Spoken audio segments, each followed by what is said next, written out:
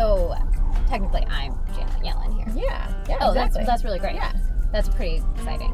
What is the Fed? You could think of the Fed as being somebody who monitors this car and how fast it's going. Who is part of the Fed? The Fed has a board of governors. It's a central body based in D.C. There's also 12 Federal Reserve banks around the country. You know, the two main things the Fed's looking out for are inflation and employment. Full employment would be having enough workers on this road to keep it maintained so that we can keep going at a speed that makes sense for this road.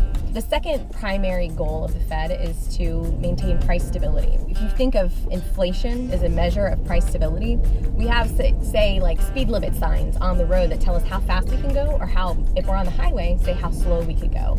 If we go too fast, we're going to get into a crash. You could think of that way for the economy too. If prices increase too much, we'll head right for a crash because no one will be able to afford goods or services. So we're going downhill right now, and it's kind of forcing us to accelerate a little bit. What does that kind of show? So this is sort of like a metaphor for what we're going through right now. And the Fed's going to look at its gauges, right? They're going to take information in, gauges like the speedometer, to make sure that the policies that they're putting into place are actually helping to stop the car or slow the car. So are these policies perhaps the equivalent of tools?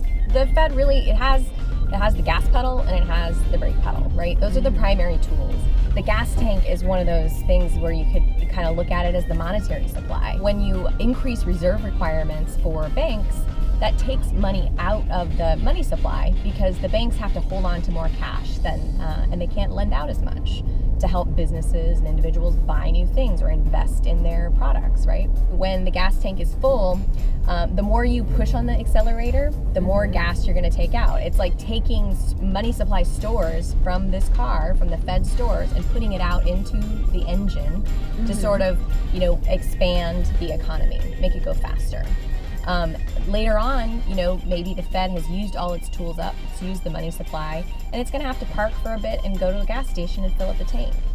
In my idea of what would be an ideal setting, it would be an open road. Is that pretty accurate? We don't want to have too many bumps in the road because when that happens, the Fed has to pull a lot of levers, the gas and the brake, right, to try and address those ups and downs. So the Fed in a lot of ways is trying to smooth out the roadway through its policies and try to maintain a safe speed, for the terrain that it's been given.